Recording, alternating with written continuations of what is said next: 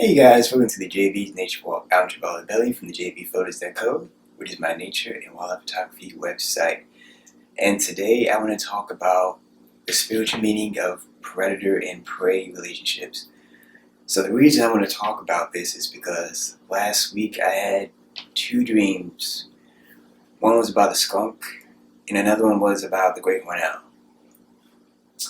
And they both they both embody predator and prey relationship because the skunk is one of the favorite preys of the great horned owl. So what I'm going to talk about first is the spiritual meaning of predator and prey, and then I'm going to talk more about the great horned owl and skunk relationship with each other. So predator and prey. So in this whole universe, we're all predator and prey at the same time. Just think about it, like, let's say from a higher perspective in the cosmos, we have the black holes. They consume other planets, other galaxies, and other black holes, suns and all that stuff. They consume all that.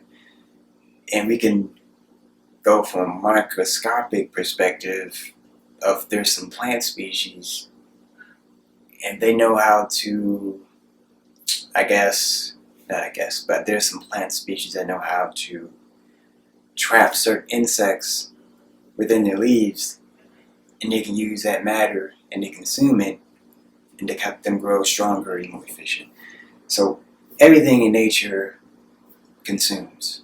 Either it's a prey, it's considered a prey, but it actually can be a predator to some degree. I took some notes down. So for me, the predator, let's take it like this. Yeah, the predator for me, the alchemist. That one decides to transform one energy form into another. Like for example, let's say a lion took down a wildebeest. So yes, they killed it, and the lion ingests all of the trauma, the feelings, the emotions the wildebeest went through when it was being killed by the lion. He ingests all that. But here's what the lion does. I'm going to dive into the spiritual meaning of what the predator does. So yes, it ingests, the trauma, the feelings, emotions, all that stuff the wildebeest went through. But the lion's the alchemist. It just transforms that negative energy into something that suits its purpose to survive in the wild. Because the lion is still living even after ingesting all of that, what the wildebeest went through. But the predator, the alchemist, it just transforms one energy form into one that suits its purpose. And the prey represents your feelings, your emotions, what else? Thought form, stuff like that. So we all are. We're all a predator and predator in a way where the goal is to not become consumed. And yeah, that's basically the goal, to not be consumed. I did take some notes. I want to see if I can. I did take some notes. And we can go back to the skunk and great horned owl. And this is what inspired me to even come up with the predator and prey relationship. The skunk, here's an interesting part about the relationship. Both the skunk and great horned owl they have a lot of similar traits. I can give you some examples. Both of them are nocturnal. They both represent feminine energy. The skunk is one of the favorite preys of the great horned owl. And what else? There's some more stuff I found.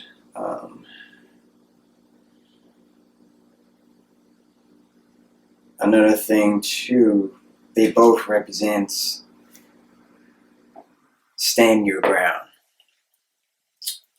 What else?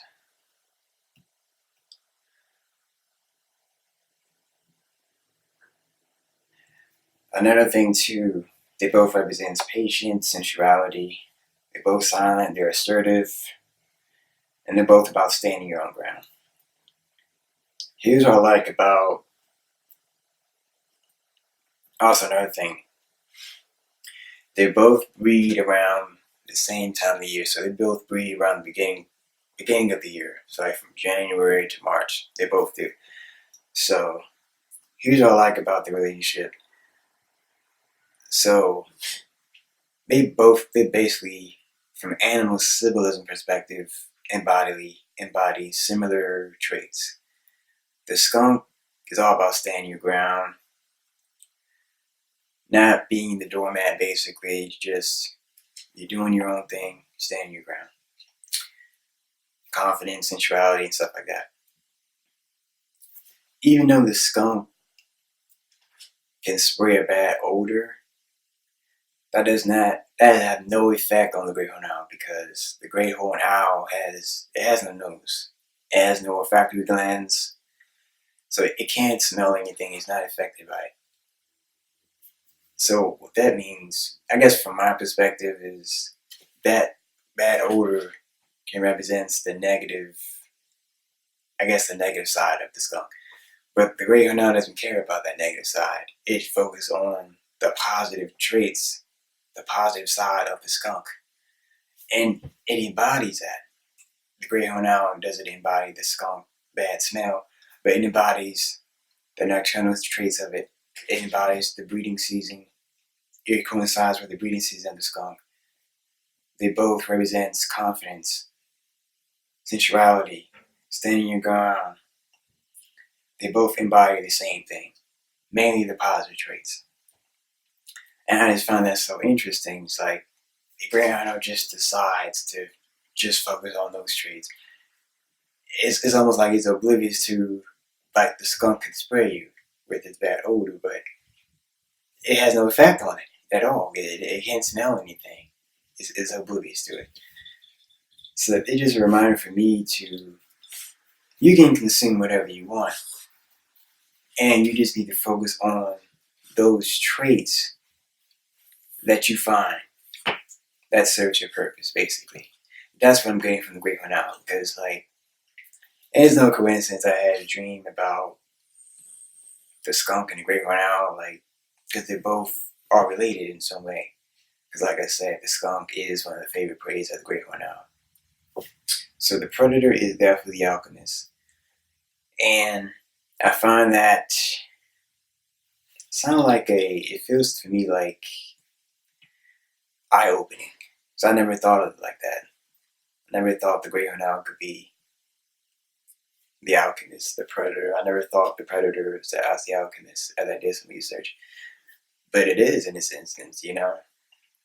We all can decide if we want to be the alchemist, predator, or not.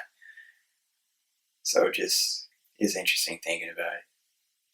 So yes, everything in the universe is consumed or not consumed, basically. And we can decide to be the alchemist or not. That's the main one to get out. So the main message of the video is what you focus on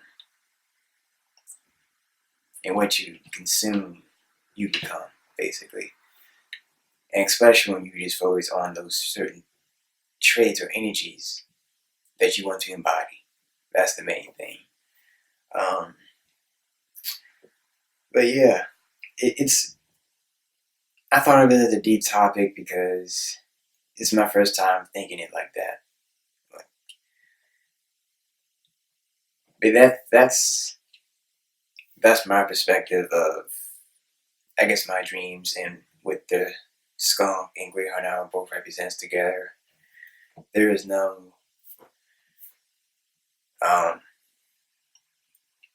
that's just what the relationship is, and that's what you see over and over again. Of course, there's some relationships that aren't efficient, like the skunk and the great horned owl, but to some degree, it works to some degree. You know what I mean? But that's mainly what I want to talk about, is the predator and prey. mainly between the skunk and the great horned owl, and how everything in the universe is both predator and prey at the same time. So thank you guys for tuning into the JB's Nature Walk.